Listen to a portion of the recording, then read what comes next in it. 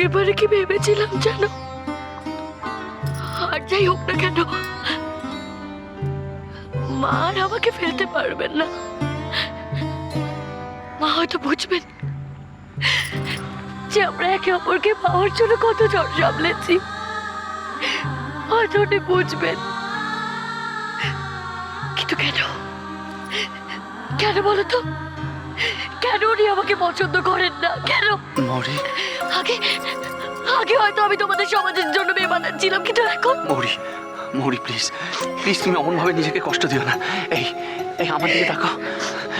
এতে এতে তোমার কোনো দোষ নেই। মা তোমার সঙ্গে যা ব্যবহার করছেন সেটা সেটা কমপ্লিটলি ইরেশনাল। আর আর মা যা করছেন সেটা অন্যায় করছেন। আমি আমি মার হয়ে তোমার কাছে ক্ষমা চাইছি। অমন করে বলো না গো, তুমি কেন ক্ষমা চাইছো? এটা হয়তো আমার দুর্ভাগ্য,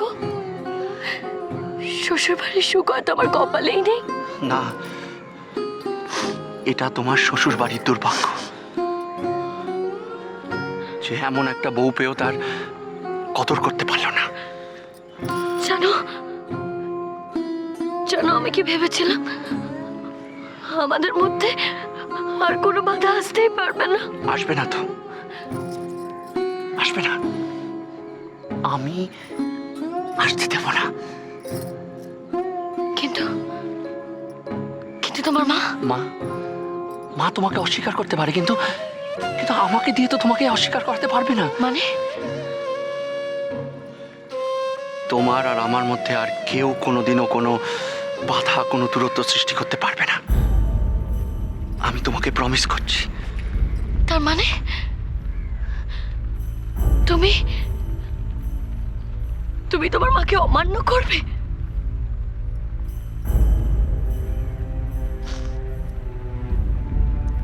মাকে সম্মান করাই কি আমার কর্তব্য? স্ত্রীকে সম্মান করা নয়? কিন্তু কোনো কিন্তু না, কোনো কিন্তু না। তুমি এর আগেও মাকে মাকে কথা দিয়ে মার মন রাখার জন্য তুমি আমার কাছ থেকে দূরে ছিলে, আলাদা আলাদা ছিলে। আর না, এবার আমরা যা করব একসঙ্গে করব, একসঙ্গে মরি। আমরা সব যুদ্ধ একসঙ্গে লড়ব, একসঙ্গে লড়ব। যেও না, আমাকে ছেড়ে কোথাও চলে যেও না। তুমি কখনো ছেড়ে চলে যেও না। যাব না।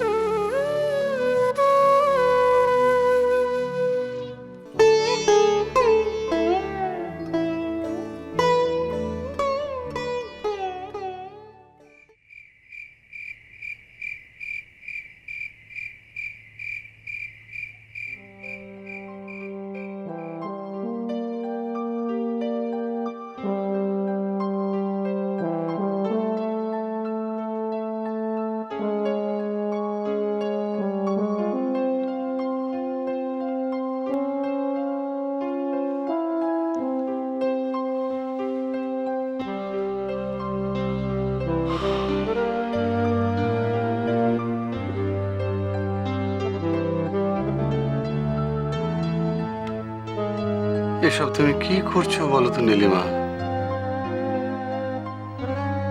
তোমার ছেলের এত বড় সাহস, আমার মুখের উপর না বলে দিল। মরিচ কোথায় ছিল এই মরি যখন নিখিলকে জেলে নিয়ে যাওয়া হয়েছিল? মেয়েটা তো নিখিলের জীবনটা শেষ করে দেবার পরিকল্পনা করে রেখেছিল। ছাড়ো সব কথা, বাদ দাও, বলে যাও। বাড়ি আসার পর মুখে কিচ্ছু দাওনি তুমি। প্লিজ একটু খেয়ে নেবে, চলো। নীলি, শোনো, শরীর খারাপ হবে তোমার, মাথা গরম করো না, প্রেশার বেড়ে যাবে তোমার। ফারুক, চোখের সামনে ছেলেটা আবার ফাঁদে পা দিচ্ছে। এই নিখিল কি অন্ধ? তুমি বলো না, নিখিল কি অন্ধ? শোনো, এইভাবে- না না, যে মেয়েটা ওর জীবনটা ছাড়খাড় করবার জন্য উঠে পড়ে লেগেছে, সেই মেয়েটার কাছে নিখিল বার অসহ্য। না কমলেশ, এ আমি মেনে নেব না, এ কিছুতেই হতে পারে না। নীলিমা, নীলিমা বোঝার চেষ্টা করো, মেনে নেওয়া ছাড়া এই মুহূর্তে আমাদের কোনো উপায় নেই। আচ্ছা, ছেলেটা কষ্ট পাবে দেখলে কি আমরা দুজনে খুব সুখী হব? তাছাড়া নিখিলের জেদ তো তুমি জানো। মানে তুমি কি মৌরিকে মেনে নেবার কথা ভাবছো? না কমলেশ, না, নিখিলের জীবনে মৌরিকে আর আমি কিছুতেই আসতে দেব না। নীলিমা দেখো, ওদের দুজনের জীবনে আমরা দুজন কে? শোনো, মৌরির জন্যই নিখিলকে মেনে নিতে হবে। নীলিমা, একটা কথা বুঝতে পারছো না যে মৌরি নিখিলের ভবিষ্যৎ, মৌরি নিখিলের সুখ শান্তি। সুখ? কিসের সুখ? মৌরির জন্য মন্দ ছাড়া নিখিলের জীবনে ভালোটা কি ঘটেছে? মৌরিকে তো মেনে নিয়েও দেখেছি, কি দেখিনি? নিখিল তখনই বা কি সুখ পেয়েছে বলো আমাকে, কি সুখ পেয়েছে? কমলেশ, আমি তোমাকে একটা কথা স্পষ্ট বলে দিচ্ছি, মৌরিকে সাথে নিয়ে নিখিল যদি এখানে আসতে চায়, এ বাড়িতে ওদের কোনোদিনও জায়গা হবে না। অন্তত আমি বেঁচে থাকতে তো নয়। তুমি নিখিলের মা, ছেলের ভালো মন্দ নিয়ে তোমার তো চিন্তা থাকবেই, সেটাই তো স্বাভাবিক। কিন্তু নীলিমা, ভয় আমার একটাই, মৌরিকে শাস্তি দিতে গিয়ে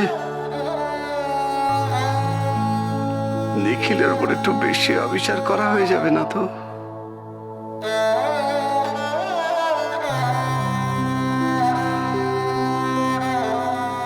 অনেক সহ্য করেছে ছেলেটা, অনেক অনেক।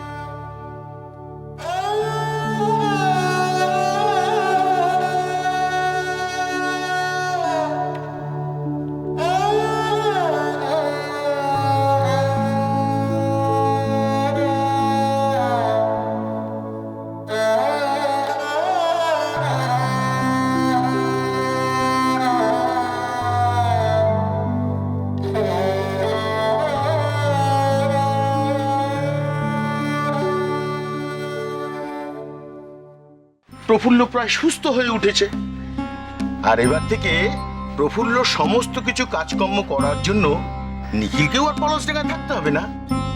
তার মানে এবার তুই আর নিখিল নিশ্চয়ই, কি রে মৌরি,